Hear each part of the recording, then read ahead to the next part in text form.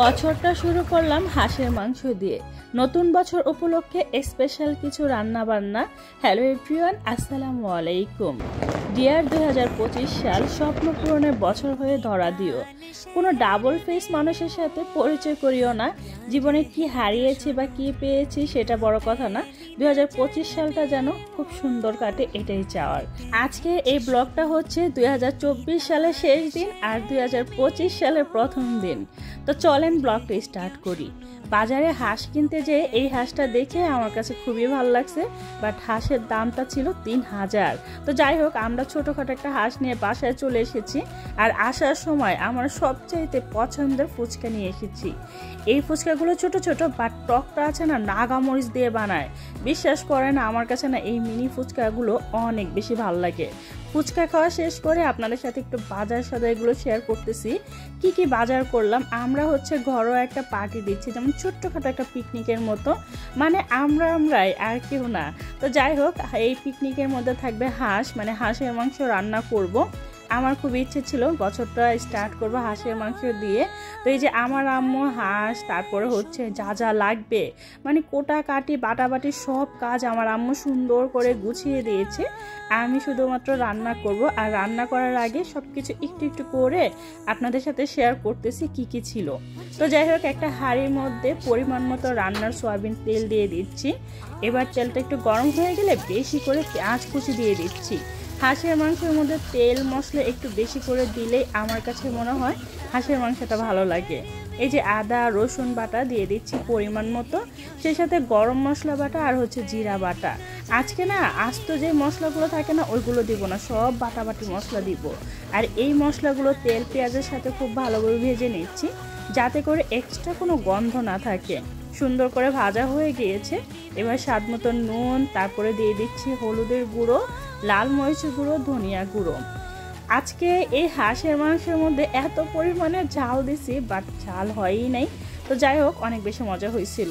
তো একটু পানি দিয়ে মশলাটা আমি সুন্দর করে কষিয়ে নিচ্ছি। আর এই মশলাটা না একটু সময় নিয়ে কষিয়ে নিতে হবে। চুলা রাসটা মিডিয়ামে রেখে রান্না করতেছি। আর মশলাটা কষানো হয়ে গেলে হাঁসের মাংস দিয়ে দিচ্ছি। হাঁসের মাংসটা দিয়ে একটু ভালোভাবে নেড়ে চেড়ে নিচ্ছি। আজকের এই হাঁসের মাংস রান্নার পরে এত সুন্দর সুন্দর রিভিউ পেয়েছি, বিশ্বাস করেন আমার মনটাই ভরে গিয়েছে। এত কষ্ট করে রান্না করার পর যখন অনেক বেশি প্রশংসা পাই, তখন মনের মধ্যে না অন্যরকম একটা প্রাপ্তি চলে আসে। যাই হোক, আমি যেটা করতেছি একটু পরপর নিয়ে ছেড়ে দিচ্ছি।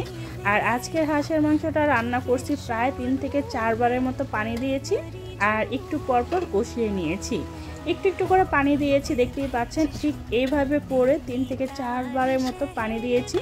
আর এই পানিগুলো সুন্দর করে কষিয়ে কষিয়ে একদম শুকিয়ে নিয়েছি।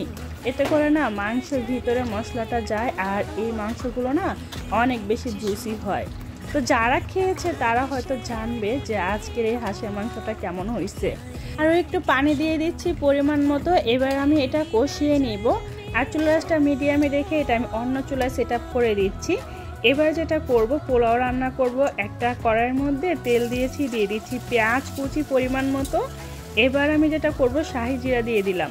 তারপরে পোলাওয়ের চালগুলো আগে থেকে ধুয়ে রেখেছিলাম, সেক্ষেত্রে গাজর, আদা রসুন পেস্ট, আর হচ্ছে দারচিনি, এলাচ বাটা। মানে আজকে আস্ত মশলা দিব না, সব কিছু আমি বেটে নিয়েছিলাম। এবার জাস্ট এই পোলাওয়ের চালটা খুব ভালোভাবে ভেজে নিব, একদম সুন্দর করে ভেজে নিতে হবে। টেস্টি সল্ট আর হচ্ছে লবণ, যেটা নর্মাল সল্ট, তো ওইটাই দিয়ে দিচ্ছি। দুইটা আমি একসাথে দিয়ে আবারও কিছুক্ষণ ভেজে নিয়েছি।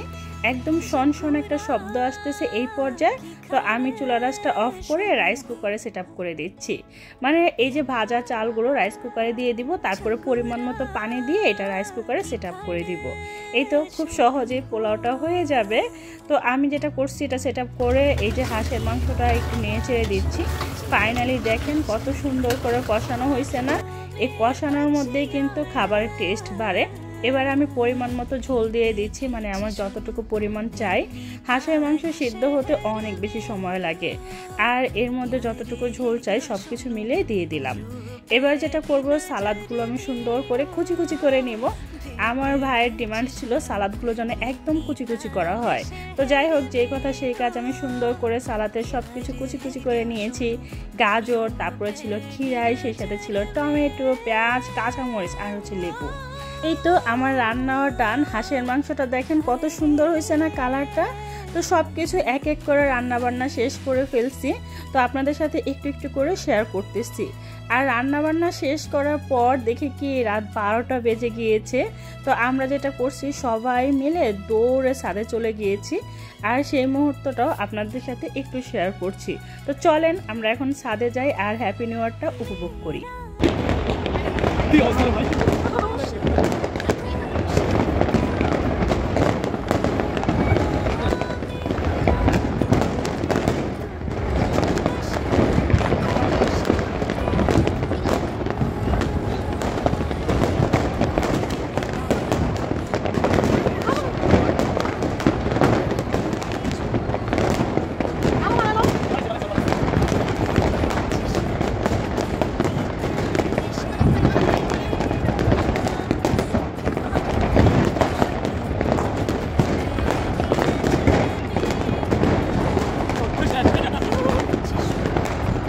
হ্যাপি নিউ ইয়ার 2025 সাল। বাসায় এসে দেখি আমার আম্মু সব খাবার এক এক করে সার্ভ করে নিয়েছে। তো এখন আমরা সবাই মিলে খাওয়া দাওয়া করব। ডিয়ার 2025 সাল, কোনো ডাবল ফেস মানুষের সাথে পরিচয় করিও না প্লিজ। স্বপ্ন পূরণের বছর হয়ে ধরা দিও। কি পেয়েছি আর কি হারিয়েছি সেটা বড় কথা না, 2025 সালটা যেন সবার ভালো কাটে এই দোয়াই করি, আর সবার উসিলায় যেন আমারও ভালো কাটে। 2025 সালে আল্লাহ সবার নেক মনের আশাগুলো পূরণ করে দিন। তো যাই হোক, এখন আমরা সবাই মিলে জম্পেশ খাওয়া দাওয়া করতেছি, আর একটু একটু করে আপনাদের সাথে শেয়ার করলাম। আজকের ভিডিওটা কেমন লাগছে অবশ্যই কমেন্ট করে জানাবেন। ভালো লাগলে লাইক কমেন্ট শেয়ার করে দিবেন, চ্যানেলটা সাবস্ক্রাইব করে রাখবেন, পেজে লাইক ফলো দিয়ে সবসময় সাপোর্ট করবেন। সবাই ভালো থাকবেন, আল্লাহ হাফেজ।